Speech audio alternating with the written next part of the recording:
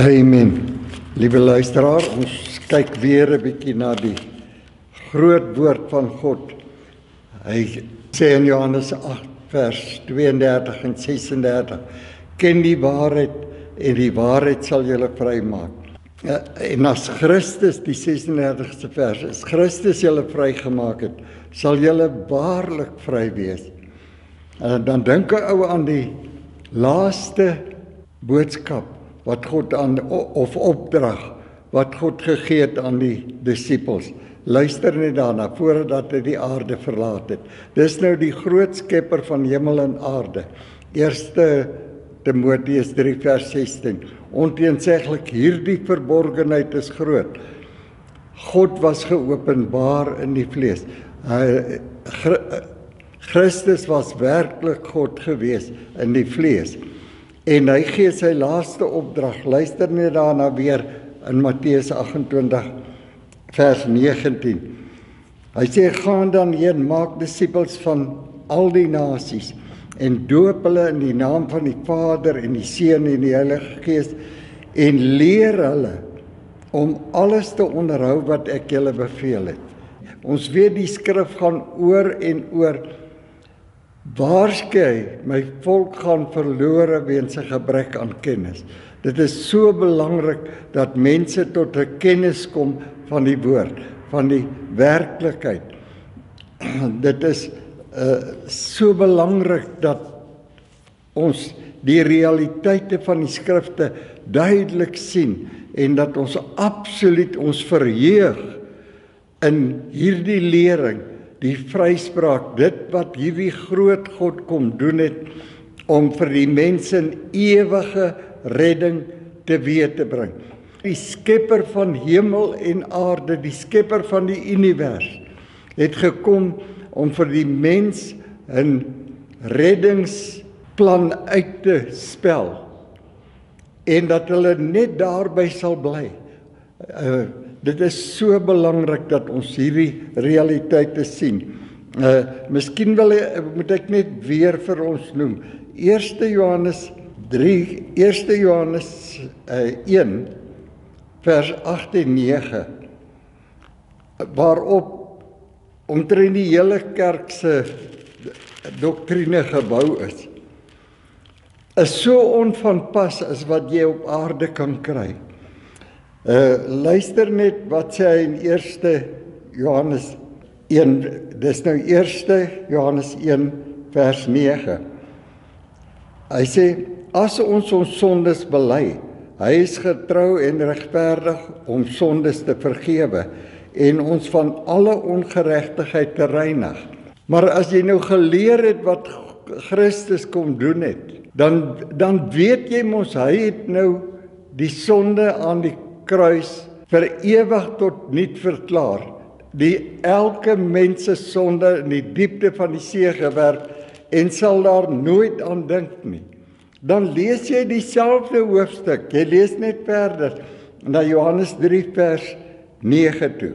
1 Johannes 3 vers 9. Hy lees so, elkeen wat uit God gebore is, doen geen sonde nie, omdat sy saad in hom bly, en hy kan nie sondig nie, want hy is uit God gebore. Jy sien, toe jy uit God gebore word, dit het aan die kruis van Golgotha gebeur. Ek wil dit so duidelik vir u uitspel, so duidelik is wat ek moontlik kan. Toe Christus aan die kruis sterf, toe sterf die hele mensdom, van begin tot einde. God is nie in tyd nie. Hy sien die hele aards bestaan, van begin tot einde. En hy vat al hulle sonde, vat dit aan die kruis en maak die sonde tot niet. Werp dit in die diepte van die see en sal daar nooit weer aan dink nie. Dit is die evangelie, dit is wat hy kom doen het. 'n redding gebring vir mense, sodat hulle tot in alle ewigheid sal weet, dat sy redding is 'n volmaakte redding. Ons weet dat Matteus, Markus, Lukas en Johannes is Ou Testament. Christus het nog nie gesterf nie. Eers met die sterwe van Christus is die volle vergifnis van sonde vir ewig gestabiliseer, alleen aan die kruis van Golgotha. Met ander woorde, dis die evangelie, dit wat God kom doen het. En as jy nou net luister na die realiteit wat hy gebring het, die laaste opdrag wat hy gegee het aan sy disippels, hy sê, gaan dan heen, maak disippels van alle nasies, en leer hulle om alles te onderhou. Nou, as ons nie daardie lering het nie, dan sal ons nie verstaan, hoe kan 1 Johannes 1 vers 9 praat van bely jou sondes, en 1 Johannes 3 vers 9 sê jy kan op geen manier sondig nie. Jy sien, mens moet net geleer word, sien, een is voor die kruis, een is na die kruis. En wanneer jy hierdie realiteite verstaan, dan sien jy dat die werksverrigting van God, die wonder van wonders wat aan die kruis gebeur het, en dan lees jy die na-kruisboodskap, en jy begin by die evangelie, soos dit verkondig, soos wat dit uitgespel was aan Paulus. Luister net 'n bietjie, hoe begin hy in Efesiërs 1 vers 13, skrifgie wat ons baie noem. Hy sê, in wie julle ook nadat julle die woord van die waarheid, die evangelie van julle redding gehoor het, in wie nadat julle ook geglo het, verseël is met die Heilige Gees van beloftes. Wanneer verseël jy enige artikel? Alleen is dit volkome is as jy tevrede is, dis afgehandel. En hier kom hierdie groot God, en hy bring die beduidelik aan jou, dat jou redding is nou volkome, jy hoor net daarvan, en hy verseël jou gees met die Heilige Gees van belofte, dit wat hy van die begin af beloof het. Hy sal sy gees uitstort op alle vlees, soos hy in Joël dit uitspel. Hy sal sy vlees sy gees uitstort op alle vlees. Dit is so belangrik, dat elke mens is ingesluit in hierdie reddingsboei wat God uitgestuur het. So, ons moet nou verstaan, dat God se redding is volkome, is ewig, is 'n absoluut, dit kan nooit verander nie. Maar luister net wat kan verander. Ek lees weer vir die Efesiërs 1 vers 13. Hy sê, in wie julle ook, nadat julle die woord van die waarheid gehoor het. Jy hoor net die woord van die waarheid. Jy hoor nou nie wat jy moet doen en wat jy nie moet doen nie. Jy hoor wat God gedoen het. Jy hoor die woord van die waarheid. In wie julle nadat julle ook geglo het, as jy dit glo wat God gedoen het, word jy verseël met die Heilige Gees van belofte. 'n Afgehandelde werk, dan verseël God jou gees, en geen sonde kan ooit in jou gees indring nie. Ons weet mos nou, dat die mens is gees, siel en liggaam. Die werklike jy is gees, en God verseël daar die gees, sodat geen sonde ooit weer daarin kan indring nie.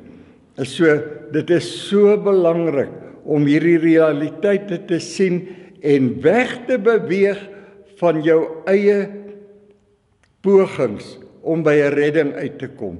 Dit sal nooit werk, dit het nog nooit gewerk nie, vir niemand het ooit daarmee sukses gehad nie. Soos Romeine 3 vers 23 sê, alle mense het gesondig en dit ontbreek hulle. God buite tyd, hy kyk na die hele aardsbestaan van begin tot einde, en hy sê, alle mense het gesondig en dit ontbreek hulle aan die heerlikheid van God. Maar, sê die 24ste vers, nou word hulle sonder verdienste uit genade geregverdig, en nadat hulle geregverdig het, word Deur hulle geloof, as hulle dit aanvaar, word hulle gees verseël, sodat sonde nooit weer in hulle gees kan indring nie. Nooit weer nie. 'n Mens wat gered is, sy sonde kan nooit weer teen hom toegereken word nie. Ons weet dat 2 Korintiërs 5 vers 19 sê dieselfde, dat hierdie groot God het ons kom rekonsilieer en sal ons sonde nie weer aan ons toereken nie. Hy kan dit nie toereken nie, want hy het dit in die diepte van die see gewerp en hy dink nooit eers weer daaraan nie. So dit is so belangrik om die erns van hierdie saak te sien, sodat ons absoluut nou, waar ons in die vooraand van die wederkoms staan, dat ons nou absoluut in die werklikheid kan kom en absoluut tot 'n berusting kan kom, weet dat hierdie groot God se werk is afgehandel en was perfek geweest. Dit is so belangrik dat ons absoluut tot die kennis van die woord sal kom, dat ons absoluut geleer word, gaan dan heen, maak disippels van alle mense en leer hulle. Dit is so belangrik dat daar lering is om vir die mense te verduidelik dat sy sonde is weggeneem. Dit gaan nie oor sonde nie. Dit gaan nou net oor die groot redding wat gekom het en dat jy jou moet beklee sodat jy verseël kan wees en verseël kan bly. Nou waarsku die skrif ons in hierdie selfde boek Efesiërs 4 vers 30. Luister net wat waarsku hy ons. Hy sê en bedroef nie die Heilige Gees van God, deur wie julle verseël is tot die dag van verlossing. As daardie seël van jou verlossing word daardie laaste dag oopgemaak. As jy bly verseël met die seël van verlossing tot daardie laaste dag. En jou verlossing kan nooit beskadig word deur enige iets nie. Jy moet absoluut in die geloof bly staan in die groot werk van hierdie God en nie in jou werke nie, onder geen omstandighede nie. Soos jy jou beklee met die heerlikheid van hierdie groot God. Dit wat hy vir jou kom doen het. Jy kyk nou net, wat het God gedoen? Jy kom nou by lering uit. Wat het God vir my gedoen? Hoe bedoel hy dan hy verseël my met die Heilige Gees van belofte? Hy noem dieselfde en dan gebruik mense dit in 'n wat onkundig is, in 'n verkeerde sin gebruik hulle dit, dat die salwing van die Heilige Gees. Jy kan nie dink, as 'n mens nie kennis het, hoe skarrel jy op verkeerde dinge in steede van om in die werklikheid te staan. Luister net wat sê die skrif. Hy sê in 1 Johannes 2 nou vers 20, en julle het die salwing van die Heilige Gees. Hy noem nou die verseëling ook die salwing van die Heilige Gees. Want die salwing is dit wat in Christus gekom het. Hy het jou lewe geword. Jy's gesalf met Jesus Christus, die ewige verlossing wat gekom het. Luister na dis die 20ste vers, luister na die 27ste vers. En die salwing wat julle van hom ontvang het, bly in julle. Die salwing bly in jou. Die salwing kan nie weggaan en nou as dit net vir 'n oomblik kom dit en dan gaan dit, dan kom Christus en dan gaan hy nie. Nee, dis ewige werklikhede waarmee jy verseël is tot die dag van verlossing. Hy sê en die salwing wat julle van hom ontvang het, bly in julle. En julle het nie nodig dat iemand julle leer nie.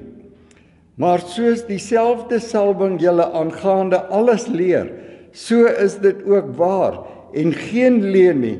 En soos julle geleer het, so moet julle in hom bly. Jy word geleer dat Christus Jesus is nou die salwing waarmee God jou gesalf het. Die groot verborgenheid van die evangelie. Luister na Kolossense 1 vers 27, van 26, ek haal net so vry aan. Hy sê, hierdie verborgenheid was verborge vir eeue en geslagte, maar is nou aan julle openbaar, naamlik Christus in julle, die hoop van die lewe. En dan sê die 28ste vers, hom verkondig ons, om elke mens volmaak in Christus voor te stel, sodat elke mens wat Jesus Christus aanvaar het, in 'n volmaaktheid staan. Hy is jou lewe, en as hy jou lewe is, hy kan nie sondig nie. Hoe sal jy sondig? Jy kan nie sondig nie. As jou vlees verkeerd doen, vlees tel by God niks meer nie. Dis jou gees wat gered is, en jou gees sal altyd oorheers, en hoe meer jy inkyk op hierdie groot evangelie, hoe meer sal jou gees oorheersend word oor die vlees, en jy sal absoluut tot die erns van die evangelie kom, tot dit wat hierdie groot God vir jou gedoen het. Dit is so belangrik, en dis alles baie basiese realiteite, maar as jy nie glo nie, sonder geloof onmoontlik om God te behaag. Daar's nie 'n moontlikheid dat ons God kan behaag as ons nie glo in sy woord nie. Sy woord is die absolute finale uitspraak van sy groot redding, sy verseëling met die Heilige Gees, sy onderhouding daarvan. Dit is so belangrik. Luister net na Kolossense 1 vers 13 en ek gaan van vers 12 aflees. Hy sê dat ons die Vader mag dank wat ons bekwaam gemaak het om deel te hê aan die erfdeel van die heiliges in die lig. Dis ernstig, mense, as jy nie glo dat God jou bekwaam gemaak het nie. Waar gaan jy 'n bekwaamheid van jou eie kry? Dis nie moontlik nie. Nou gaan hy verder. Hy sê, hy wat ons verlos het uit die mag van duisternis. Aan die kruis het hy ons verlos uit die mag van duisternis en oorgebring in die koninkryk van die seun van sy liefde, in wie ons die verlossing het. Ons soek nie verlossing nie, ons soek nie vergifnis van sonde nie. Ons het dit, in wie ons die verlossing het deur sy bloed, naamlik die vergifnis van sonde. Vergifnis was 'n eenmalige realiteit wat plaasgevind het aan die kruis van Golgotha. En dit kom nooit weer ter sprake, is nooit weer ter sprake nie, want daardie vergifnis bly vir tyd en ewigheid. Dit is wat God vir jou gedoen het en dit kan nooit verander nie. En dan gaan hy verder, luister net na Kolossense 2 vers 13 en 14. Hy sê, en julle wat dood was deur die misdade en die onbesnedenheid van julle vlees, het hy saam met hom lewend gemaak, nadat hy julle al die misdade vergewe het. Hy het jou saam met hom lewend gemaak. Toe hy sterf vir jou, toe sterf jy ook. Kan jy dink die hele mensdom van begin tot eind, God buite tyd, hierdie groot skepper van die univers, kyk na die tydsvak van die mens, en hy sien dis 'n groot mislukking wat die mens gemaak het. Hulle is in sonde en ongeregtigheid, en hy kom en hy neem beheer oor die situasie. En luister nou weer na Kolossense 2 vers 13 en 14. En julle wat dood was deur die misdade en onbesnedenheid van die vlees, het hy saam met hom lewend gemaak, deurdat hy julle al die misdade vergeef het. Aan die kruis al die misdade vergeef het. 'n Ou wat nog sonde doen, is besig met 'n nuttelose realiteit, want sy sonde is in elk geval vergewe. Maar as hy nie die waarheid aanvaar nie, dan gaan hy verlore. Jy gaan net verlore as jy nie aanvaar wat Christus vir jou gedoen het nie.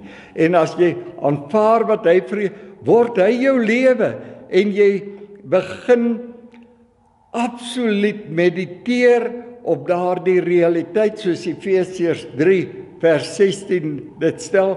Laat Christus nou ryklik in jou woon, want hy's nou jou lewe.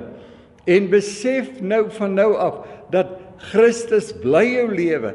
Elke dag van môre tot aand is Christus jou lewe en jy leef in en deur hom en jy laat toe dat hierdie groot realiteite vir jou 'n absolute leidsman wees. Luister net weer wat sê 1 Johannes 4 vers 9.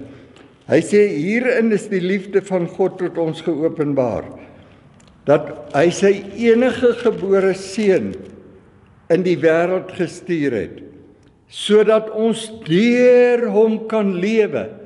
Hy is nou ons lewe en ons lewe nou deur hom. Hy bly die realiteit in ons lewe.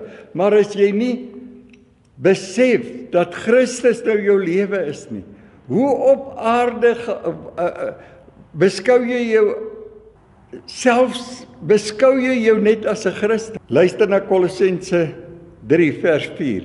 Hy sê wanneer Christus wat ons lewe is verskyn, sal ons saam met hom verskyn. Jy's verenig met Christus. Jy kan nooit weer die oomblik wat jy geglo het dat Christus jou lewe is, bly hy jou lewe vir tyd en ewigheid en hy verseël jou met die Heilige Gees van belofte. Dit is so belangrik, mense. Dit kan nie ooit verander nie. Ek wil net vir ons, om hier af te sluit, 'n skrifgie lees uit 1 Korintiërs 1 vers 8 en 9. Hy sê wat julle ook sal bevestig. Hy het jou nie net verseël met die Heilige Gees van belofte nie, maar hoor nou tot wanneer is dit? Wat julle ook sal bevestig tot die einde toe, om in die dag van die Here Jesus Christus onberispelik te wees, omdat hy jou sonde weggeneem het, omdat hy jou sonde in die diepte van die see gewerp het, verklaar hy nou, hy gaan jou heilig en onberispelik verklaar in die laaste dag. Dit is, mense, hoe kan ons ooit die groot verlossing van hierdie God, die groot liefde wat hy kom openbaar het, mis? Kom ons kyk al dieper in die skrifte in en ons laat toe, laat die liefde van God ons aanspoor, soos sy liefde hom aangespoor het om vir ons te sterf, dat ons ook nou ons lewe vir hom sal gee en absoluut sy lewe sal leef. Prys sy groot naam. Amen.